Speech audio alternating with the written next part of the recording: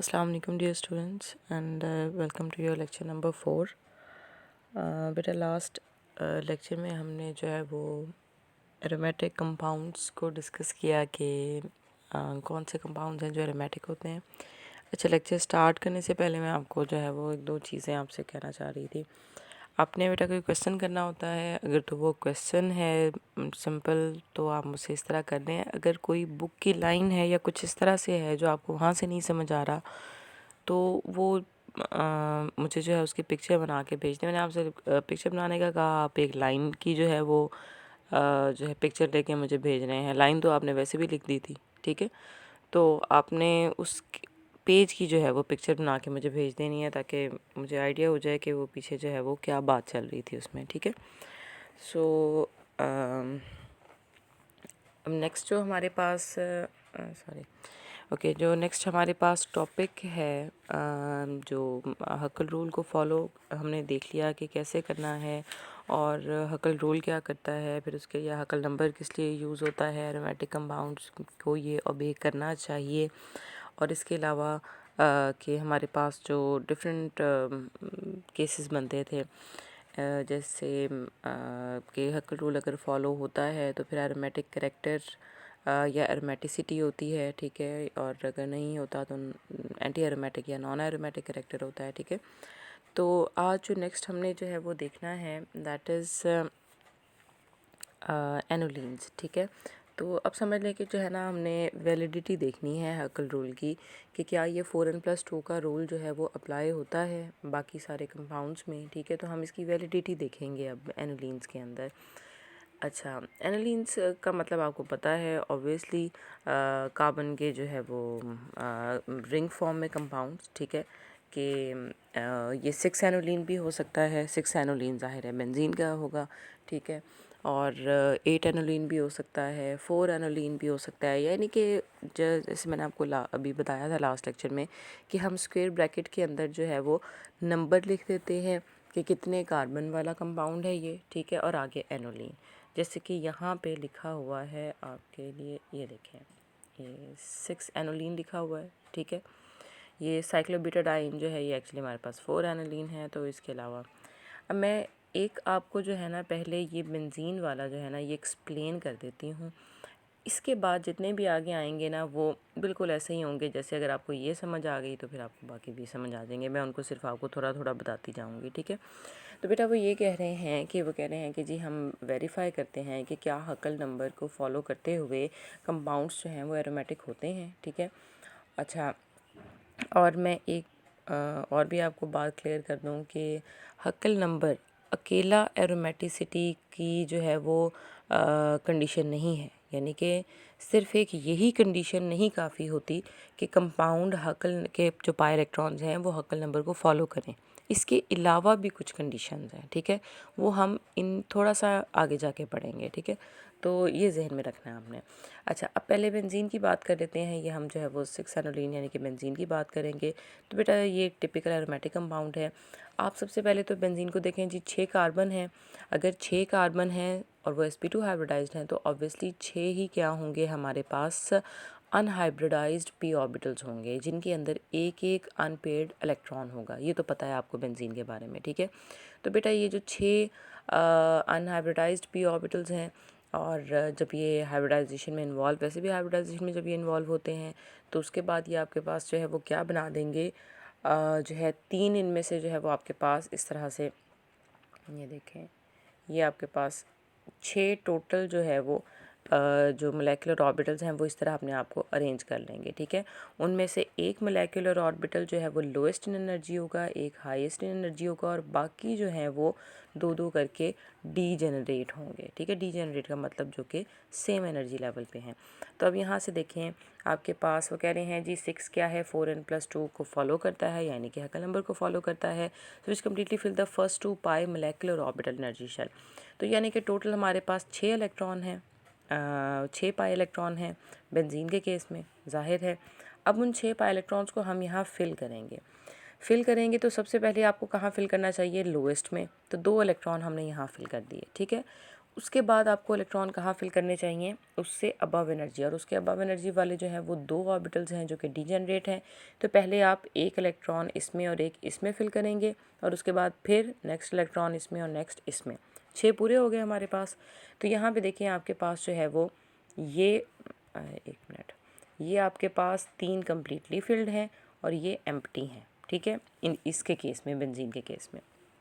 तो ये जो नीचे हमारे पास ऑर्बिटल कंप्लीट हुए हैं ना, ये वाले कम्प्लीटली फिल्ड, ये कम्प्लीटली फिल्ड हो जाने की वजह से बेंजीन को स्टेबिलिटी देते हैं। बेटा जैसे यहाँ पर उन्होंने रिलेट भी किया हुआ होगा इसको नोबल गैसेस के साथ। जैसे आपको नोबल गैसेस के बारे में पता है कि वो रिएक्ट नहीं करती, हाईली स्टेबल हैं। क्यों? क्योंकि उनकी outermost shell completely filled है, ठीक है।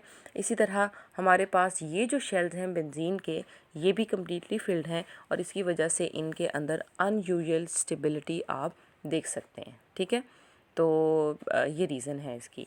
फिर नेक्स्ट हमारे पास वो एग्ज़ाम्पल दे रहे हैं जी साइक्लोब्यूटाडाइन की। साइक्लोब्यूटाडाइन का आपको पता है इस तरह होता है, ठीक है। ब्यूटा का मतलब 4 और साइक्लिक मतलब इस फॉर्म में, और 2 जो है वो न्यू डबल बॉन्ड होते हैं, ठीक है। अच्छा, साइक्लोब्यूटाडाइन के वो ये कह रहे हैं कि ये भी homologue, lower homologue of benzene has 4 pi electron. जाहिर है 2 डबल बॉन्ड हैं तो इसके अंदर कितने पाई इलेक्ट्रॉन्स होंगे? 4, ठीक है। अब 4 जो है ये हक्कल नंबर नहीं है, this is not a हक्कल number, ठीक है। तो आफ्टर फिलिंग द, अब इसका जब हम बनाएंगे, ये देखें इस तरह से यहाँ पे, तो 4 ही हमारे पास जो है वो ऑर्बिटल होंगे। मोलेकुलर किस तरह अरेंज होंगे, एक लोएस्ट एनर्जी, एक हाईएस्ट एनर्जी, और ये 2 इस तरह से डीजनरेट, ठीक है। तो जब इसको फिल करेंगे, 4 इलेक्ट्रॉन हैं, सबसे पहले इलेक्ट्रॉन कहाँ जाएगा? लोएस्ट एनर्जी ऑर्बिटल में, तो 2 इलेक्ट्रॉन यहाँ चले गए, उसके बाद एक यहाँ पे और एक यहाँ पे, तो ये 4 पूरे हो गए। अब बेटा क्योंकि आप देख रहे हैं कि इन केस ऑफ साइक्लोब्यूटाडाइन ये जो ऑर्बिटल है, जो 2 डीजेनरेट ऑर्बिटल्स हैं, इनमें इलेक्ट्रॉन्स अनपेयर्ड फॉर्म में हैं, इसकी वजह से ये अनस्टेबल होगा, this will not be stable. वैसे भी आपको पता है अनपेयर्ड इलेक्ट्रॉन्स जहाँ पे भी हों वो अनस्टेबल होते हैं, ठीक है, स्टेबल नहीं होते। तो इस वजह से ये हमारे पास जो है वो cyclobutadiene is not stabilized and therefore it is not aromatic, बल्कि ये नॉन एरोमेटिक होगा। और साइक्लोब्यूटाडाइन दो known has been found to be a very reactive hydrocarbon, इसीलिए ये बहुत ज़्यादा रिएक्टिव भी होता है। बेंजीन तो रिएक्टिव नहीं है ना, तो ये बहुत ज़्यादा रिएक्टिव होता है, ठीक है। मैं इसी तरह अब आपको थोड़ा थोड़ा करके बताऊंगी, बिकॉज मैंने एक आपको एक्सप्लेन कर दिया। फिर है जी साइक्लो ऑक्टा टेट्राइन। साइक्लो ऑक्टा का मतलब क्या होता है? 8 कार्बन वाला, ठीक है। Octa means 8। तो इसके केस में हमारे पास जो मोलेकुलर ऑर्बिटल हैं वो भी 8 ही बनेंगे, एक लोएस्ट इन एनर्जी, एक सबसे हाईएस्ट एनर्जी, जैसे कि ये इवन नंबर वाले हैं, ठीक है। उसके बाद ये 2 हो गए, ठीक है, 3 4 5 6 7 8, ठीक है, 8 हो गए इसके मोलेकुलर ऑर्बिटल। इस तरह से अरेंज हुए हुए हैं कि एक लोएस्ट एनर्जी, एक हाईएस्ट एनर्जी, और बाकी क्या है? डीजेनरेट, यानी कि सेम सेम एनर्जी लेवल पे। तो जब इसके आप इलेक्ट्रॉन फिल करेंगे, 8 इलेक्ट्रॉन हैं, तो क्या होगा जी? सबसे पहले 2 इलेक्ट्रॉन यहाँ पे जाएंगे, ठीक है, फिर 2 हो गए, फिर 3 एंड 4, ठीक है। मैं इस तरह कर देती हूँ, यहाँ पे ये 2 इलेक्ट्रॉन यहाँ पे हो गए, ठीक है, फिर एक यहाँ पे 3 और ये 4th इलेक्ट्रॉन, फिर इसी को दोबारा फिल करना है 5 और ये 6 इलेक्ट्रॉन। और फिर देखें ज़रा नेक्स्ट हमारे पास दोनों अगेन अनपेयर्ड इलेक्ट्रॉन की फॉर्म में हैं, ठीक है। अनपेयर्ड इलेक्ट्रॉन है तो बेटा ये भी जो है वो क्या होगा? ऑब्वियसली रिएक्टिव होगा, ठीक है। Cyclooctatetraene has 8 electrons and like cyclobutadiene has an incomplete shell of degenerate non-bonding pi molecular orbitals, ठीक है। तो इसलिए ये नॉन एरोमेटिक है। और इसके अलावा जो है ना, एक और बात भी साइक्लोऑक्टाटेट्राइन के बारे में आपको पता हो। साइक्लोऑक्टाटेट्राइन ब्यूटाडाइन जो है ना वो प्लेनर था। प्लेनर का मतलब कि उसके कार्बन जो हैं वो सेम प्लेन में थे, यानी कि उसके जो कार्बन के पी ऑर्बिटल थे अनहाइब्रिडाइज्ड, वो सेम जो है वो प्लेन के अंदर थे, वो एक दूसरे के साथ सही ओवरलैप किया हुआ था उन्होंने। साइक्लोऑक्टाटेट्राइन के जो है ना मोलेक्यूल्स, ये प्लेनर नहीं है, ठीक है, बल्कि ये इस तरह की एक टब शेप बनाते हैं। और मेरे ख्याल से मैंने आपको उधर कॉलेज में लेक्चर देते हुए बताया भी था, शायद बना के भी बताई थी, कि इसकी जो है वो ये इस तरह की आपके पास, सॉरी, कुछ इस तरह की इसका जो है वो स्ट्रक्चर होता है, यूँ, ऐसे, ठीक है। और ये इस तरह से 4 इसके अंदर डबल बॉन्ड होते हैं, ठीक है। तो अब इसमें होता ये है कि जो ये वाले हमारे पास कार्बन है ना, ये आउट ऑफ रिंग हो जाते हैं, यानी कि इस रिंग से जो है वो ऊपर चले जाते हैं बाहर, ठीक है। तो इस वजह से ये आपके पास जो है वो प्लेनर नहीं है। इसके तमाम अनहाइब्रिडाइज्ड पी ऑर्बिटल्स जो हैं वो ओवरलैपिंग सही नहीं करते, इसीलिए इसके अंदर आपको जो है वो ये वाली जो है वो 1.5 एंगस्ट्रॉम और 1.35 एंगस्ट्रॉम की जो है वो जब एक्सरे क्रिस्टलोग्राफी स्टडी करते हैं तो ये बॉन्ड लेंथ हमें नज़र आती हैं, ठीक है, कि ये बॉन्ड लेंथ है। इसमें से 1.5 एंगस्ट्रॉम उस कार्बन की है जो सिंगल बॉन्ड के साथ अटैच है, और 1.35 एंगस्ट्रॉम उसकी है जो कार्बन डबल बॉन्ड कार्बन के साथ अटैच है। तो बेटा इसलिए एक तो उससे ये भी कि ये हकल नंबर को फॉलो नहीं करता, और दूसरी बात, ज़्यादा इंपॉर्टेंट बात ये कि ये प्लेनर नहीं है। बहुत सारे कंपाउंड्स आप ऐसे भी देखेंगे जो हकल नंबर को फॉलो कर रहे होंगे, लेकिन अगर प्लेनर नहीं है तो फिर वो क्या होंगे, जो है ऑब्वियसली नॉन एरोमेटिक होंगे, ठीक है। अच्छा, चलें, उसके बाद हमारे पास नेक्स्ट है ये हो गया जी हमारे पास 10 एनोलिन, ठीक है। अब 10 एनोलिन क्या है? 10 एनोलिन ये है कि कार्बन का साइक्लिक स्ट्रक्चर होगा और 10 कार्बन का, ठीक है। तो अब 10 एनोलिन के ना हमारे पास एक से ज़्यादा शेप्स बन सकती हैं, ठीक है, एक से ज़्यादा केसेस बन सकते हैं। वो कैसे? एक तो हमारे पास ये वाला बन सकता है, इट इज़ मोर लाइक ये आपके पास एक इस तरह से रिंग है, इसमें सारे सिस फॉर्म में होते हैं। वो जब आप स्टीरियोआइसोमेरिज्म पढ़ेंगे तो थोड़ा आपको समझ तब आ जाएगी। एक इसका ये भी केस हो सकता है कि 10 ही कार्बन हो लेकिन इस फॉर्म में हो, यानी कि एक जो ये कार्बन है ये वाला, ये हमारे पास ट्रांस फॉर्म में हो, ठीक है, यानी कि दूसरे कार्बन के साथ ट्रांस पे लगा हुआ हो, ट्रांस पोजीशन पे, ठीक है। अच्छा, और इसके लेकिन इन दोनों केसेस में ना, ये वाला और ये वाला, इन दोनों केसेस में जो रिंग का स्ट्रेन होता है ना, यानी कि रिंग के ऊपर जो दबाव होता है वो बहुत ज़्यादा होता है, उसकी वजह से ये स्टेबल नहीं रह पाते, ठीक है। तो ये ज़्यादा एग्जिस्ट नहीं करते। 10 एनोलिन इन केसेस, इन स्टेट्स में ज़्यादा एग्जिस्ट नहीं करती, बल्कि उसके मुकाबले में उसको ये तीसरी एक स्टेट है, ये ज़्यादा बेहतर लगती है। इसके अंदर ये जो दोनों हाइड्रोजन हैं, ठीक है, इस तरह से जो अटैच हुए हुए हैं, ये हमारे पास जो है वो यहाँ पे आपके पास मेंशन भी है प्लेनर। ये देखें, ये सिस डबल बॉन्ड्स और ट्रांस बॉन्ड्स जो हैं ये हाईली स्ट्रेन्ड बॉन्ड एंगल्स हैं, ठीक है। तो इसलिए हमारे पास जो है वो एक और जो है स्टेट बनेगी internally with 2 trans double bonds. ये जो हमारे पास दोनों हाइड्रोजन हैं, ये दोनों ट्रांस जो है वो बॉन्ड्स के साथ अटैच्ड हैं, ये ज़्यादा थोड़ा सा स्टेबल फॉर्म है as compared to these both, ठीक है। तो 10 एनोलिन जो है वो इस फॉर्म में जो है वो रहती है। यूँ जैसे जैसे कार्बन का बेटा नंबर ज़्यादा होता जाता है ना, वैसे वैसे रिंग की फॉर्म में मोलेक्यूल के लिए जो है वो एग्जिस्ट करना भी मुश्किल होता जाता है। इसीलिए जो लोअर मेंबर्ड रिंग होते हैं, यानी कि जिनमें कार्बन का नंबर कम है, वो ज़्यादा स्टेबल होते हैं एज़ कम्पेयर टू हायर जो है वो नंबर, ठीक है। अब देखें 10 हैं हमारे पास यहाँ पे ऑर्बिटल्स, वो किस तरह से अरेंज होंगे, लोएस्ट एनर्जी, हाईएस्ट एनर्जी, और बाकी 8 जो हैं वो इस तरह करके डीजेनरेट फॉर्म में, ठीक है। तो इसमें 10 इलेक्ट्रॉन्स आपने फिल करने हैं, पहले 2 इसमें आ जाएंगे, फिर 2 आगे, फिर 3 4 5 6, और फिर ये आपके पास 7 8 9 और 10, ठीक है। अब ये कम्प्लीटली फिल्ड हो गया है, ठीक है, कम्प्लीटली फिल्ड हो गया है। और दूसरी बात ये वैसे अगर आप 10 को देखें तो ये हकल नंबर है, 4n+2 को ये फॉलो करता है। अगर n इज़ इक्वल टू आप 2 कर दें तो 4 2s आर हमारे पास 8 हो जाएगा, +2 इज़ इक्वल टू 10। तो वैसे तो ये एरोमेटिकली स्टेबल है जो है वो होना चाहिए, और जो है इसको एरोमेटिक होना चाहिए, लेकिन ये एरोमेटिक नहीं होता। क्यों नहीं होता? क्योंकि इस फॉर्म में जो है वो तमाम जो मोलेक्यूल्स हैं वो प्लेनर नहीं होते, ठीक है। तो ये वही बात जैसे मैं भी ऊपर बता रही थी कि आपको ऐसी भी एग्जांपल्स मिलेंगी कि जो हकल नंबर को तो फॉलो कर रहे होंगे लेकिन एरोमेटिक नहीं होंगे, ठीक है। इसी तरह हायर एनोलिन्स में, यानी कि जहाँ पर कार्बन का नंबर ज़्यादा है, सिर्फ 14 और 18 कार्बन रखने वाली एनोलिन्स जो हैं वो किसी हद तक जो है वो एरोमेटिक मानी गई हैं या दिखी गई हैं, बाकी जो है वो फॉलो नहीं करती। फिर नेक्स्ट हमारे पास है एरोमेटिक आइंस। अब एरोमेटिक आइंस क्या होते हैं? आइंस का आपको पता है, जब भी इलेक्ट्रॉन किसी चीज़ में से निकाल देंगे या इलेक्ट्रॉन ऐड कर देंगे, आयन बन जाएगा। एरोमेटिक आयन्स यही होते हैं कि हमारे पास साइक्लिक स्ट्रक्चर है कोई, ठीक है, जैसे साइक्लोब्यूटाडाइन हो गया, साइक्लोप्रोपीन हो गया, ठीक है। उसके अंदर से हमने क्या किया, अगर हम एक इलेक्ट्रॉन निकाल देते हैं तो उसके ऊपर पॉजिटिव चार्ज आ जाएगा, अगर हम एक इलेक्ट्रॉन ऐड कर देते हैं तो उसके ऊपर नेगेटिव चार्ज आ जाएगा। ठीक हो गया।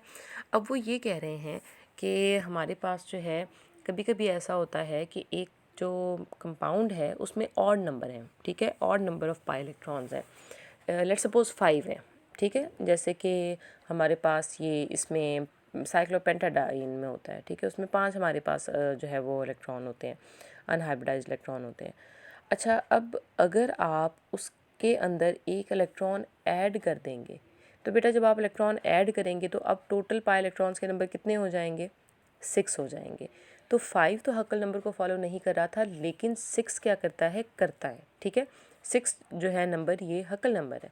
तो इसीलिए आपके पास बहुत सारे ऐसे एरोमेटिक आयन्स हैं जो कि नॉर्मल अपनी न्यूट्रल हालत में एरोमेटिक नहीं होते, लेकिन जो उनकी आयनिक स्टेट है, आइदर कैटायनिक और एनायनिक, ठीक है, वो वहाँ पे क्या होते हैं, एरोमेटिक होते हैं।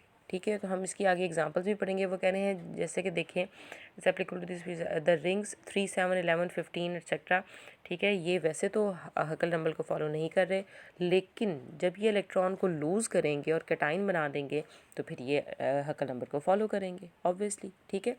इसी तरह ये वाले कंपाउंड्स जिनके ये अंदर नंबर हैं, ये रखने वाले, ये भी जब एक इलेक्ट्रॉन ले लेंगे अपनी अनायनिक फॉर्म में, ये भी हकल नंबर को फॉलो करेंगे। इसमें हम एक ही एग्जाम्पल अभी पढ़ते हैं, ठीक है। आपने भी कहा था, मैं इसलिए आज भी थोड़ा मैंने आपको आहिस्ता आहिस्ता और ज़रा कम पढ़ा रही हूँ ताकि ये ट्रिकी सी चीज़ें हैं आपको समझ आ जाएं, ठीक है। तो साइक्लोप्रोपेनाइल कैटाइन सबसे इसमें जो पहले है वो है साइक्लोप्रोपेनाइल कैटाइन। अब ये क्या है, ये जो मैंने बनाया है दिस इज़ साइक्लोप्रोपेनाइल। एक मिनट, ये सॉरी, एक, अच्छा, ये आपके पास क्या है जी, साइक्लोप्रोपेनाइल है, ठीक है। और ये आपके पास एक साइड पे क्या है जी, डबल बॉन्ड होगा ऑब्वियसली, साइक्लोप्रोपेनाइल कैटाइन। अब जब कैटाइन इसका बनेगा तो उसके अंदर से एक इलेक्ट्रॉन क्या हो जाएगा, ऑब्वियसली रिमूव हो जाएगा, ठीक है। एक इलेक्ट्रॉन जो है वो इसमें से क्या हो जाता है, रिमूव हो जाता है। और has 2 pi electron, this is a. अब ये तो आपको पता है कि 3 कार्बन है, 1, 2 और 3, तो कितने इलेक्ट्रॉन पाई इलेक्ट्रॉन होंगे इसके अंदर, 3, ठीक है। जब कैटाइन बनेगा तो इसमें से एक इलेक्ट्रॉन निकाल दें, कितने रह जाएंगे, 2, ठीक है। इसी तरह जब इसका हम एनाइन बनाएंगे तो 3 में एक इलेक्ट्रॉन ऐड कर दें, कितना हो जाएगा, 4, ठीक है। अब ये जहन में रखना है आपने। अब इधर देखें जी, ये आपके पास कैटाइन है, साइक्लोप्रोपेनाइल कैटाइन, ये रेडिकल है यानी कि उसी स्टेट में, और ये जो है वो एनाइन है। तो बेटा जब साइक्लोप्रोपेनाइल कैटाइन होगा तो हमारे पास इस तरह से, ये देखें, ये 3 आपके पास मोलेकुलर ऑर्बिटल बनेंगे ना, जैसे ये बने हुए। इसके केस में ये लोएस्ट वाला ये कम्प्लीटली फिल्ड होगा, ऊपर वाले दोनों फिल्ड नहीं होंगे, ठीक है। फिर इसी रेडिकल के केस में ये जो हमारे पास नीचे वाला एक कम्प्लीटली फिल्ड होगा और यहाँ पर एक जो है उनमें से फिल्ड होगा। और एनाइन के केस में ये कम्प्लीटली फिल्ड और दोनों जो हैं ये जो डीजेनरेट ऑर्बिटल हैं, एक एक इलेक्ट्रॉन दोनों में होगा। So actually many cyclopropenium salts have been prepared. Cyclopropenyl radical and anion having 3 and 4 pi electrons respectively should not be stable. तो obviously ये हक्कल नंबर को फॉलो नहीं कर रहे, तो ये दोनों यानी कि रेडिकल और एनाइन जो हैं साइक्लोप्रोपेनाइल के, ये स्टेबल नहीं है। In fact this species are less stable than their open chain analogues because in the open chain molecule the third and fourth electron go into the non bonding orbitals.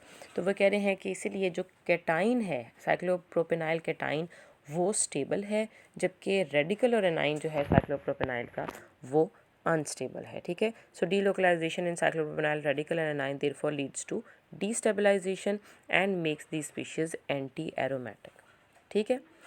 तो यहाँ तक कर लें आज जो है वो। नेक्स्ट हम जो है वो साइक्लोपेंटाडाइन और आगे फिर ऑक्टाडाइन वगैरह के बारे में जो है वो डिस्कस करेंगे। ये क्वेश्चन हो तो मुझसे पूछ लीजिएगा।